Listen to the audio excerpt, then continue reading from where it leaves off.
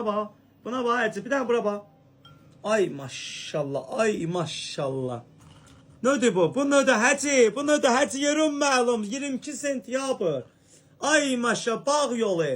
Bir dənə xaşın rənginə bax, bir dənə buna bax, buna bax. İndi oy can ay can, indi yazacaqsınız ki, Hacı bu xaşı yeyirsən, buna bax, şirə deyə şirə. Niyə belə az eləmişsən? Yo. Bunu az yedim ki, masaja gedəcəm. Özdə bək başımda ağrıyır. Bunu yeyirəm. Açılış. Buna açılış eləm. Buna bax, üzür içində. Hacı, bir dənə turşuları da çək. Turşular da ev turşusudur. Alçaya bax, daş kimi deyir. Reyhan komportu da bilsən nə gedir xaşına? Ya Allah, bismillah.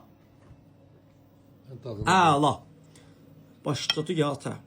Açılışı Reyhan komportu ilə eləyirəm.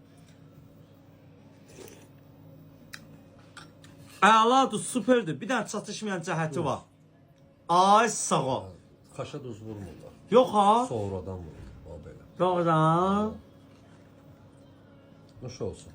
Bunlar da mənə atırlar. Hardadır? Hardadır? Bunlar da mənə atırlar. Hələ nə şiddi deyirlər ki, bunu tuzu sonradan vururlar. Ah, bu nə də? Harda gəldiniz? Ay, yeməyə vaxtında tuz vururlar. Bağ yolunda. Sən can düz deyir bunlar, yoxsa atırlar bunlar mənə?